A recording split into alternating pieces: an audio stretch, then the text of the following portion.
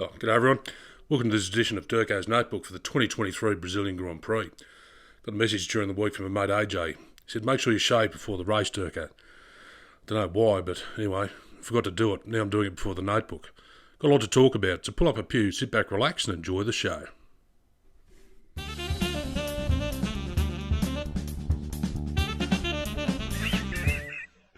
You wouldn't fucking read about it.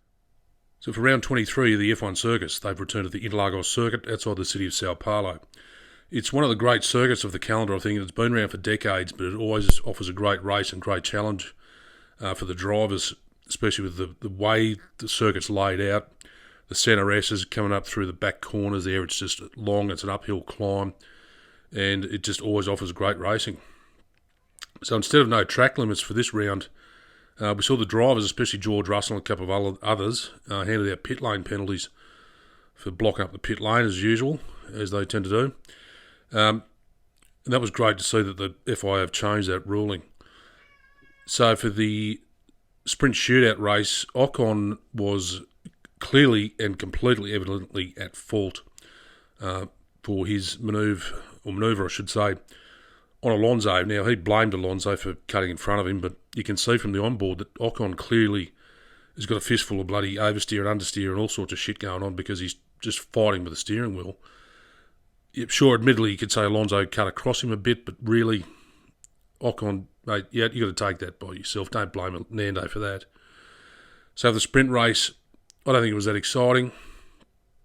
And they're going to revamp it for 2024. They think they may go to a reverse grid. Sorry, let's get rid of the cat. They may go to a reverse grid, as I said. And I think for the sprint races, they've got to ban DRS. If they really want to go for the sprint race idea, no DRS, save that solely for the actual full weekend race. The race start now, it was an embarrassing moment for Martin Brundle, because this idiot called Colson Baker was interviewed by Martin, and he just made a complete dickhead of himself by being an absolute drug-wrecked fool as Martin was trying to talk to him. He's known by the name of Machine Gun Kelly, and I think the bloke's a complete tosser. And it's idiots like that shouldn't be on the grid. There should be F1 fans that get selected out of the stadium to go and do the grid walk. Give it back to the fans. Don't give it to these clowns that have got no idea what an F1 car is or what city or country they're in because they're in a drug-induced coma. The start was interesting, obviously, for Leclerc. He had a hydraulic failure. He went off in the formation lap, and that hasn't happened for a long time. There was some discussion about Ricciardo and Piastri being a lap down when the race restarted after the first turn incident. That was because it was determined by Carl Jewett. He made a comment that Piastri and Ricciardo didn't follow the leader in terms of the safety car and actually went into the pit lane early.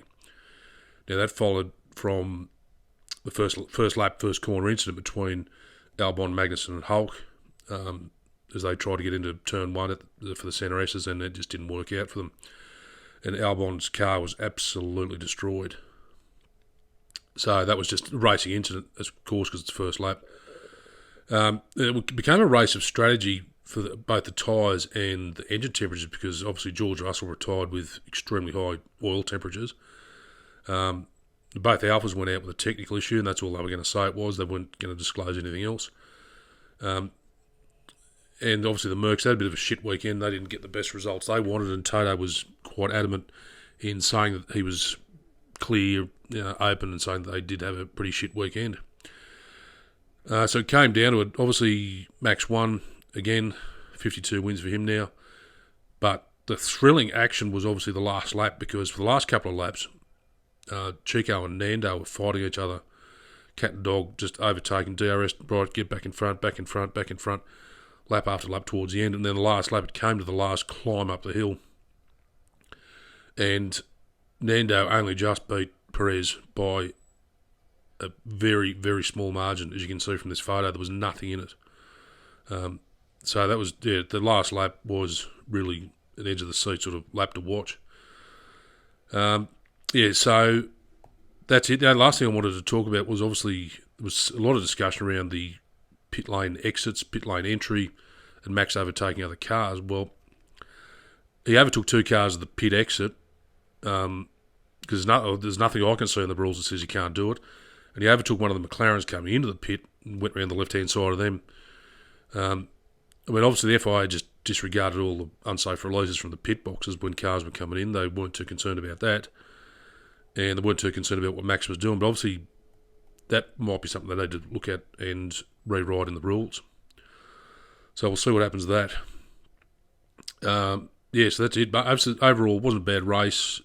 Yeah, it came down to the strategy of tyre and temp and managing the car at best they could. Because it wasn't the hottest circuit or hottest race, but it was certainly the wind, I think, was throwing the cars around a fair bit.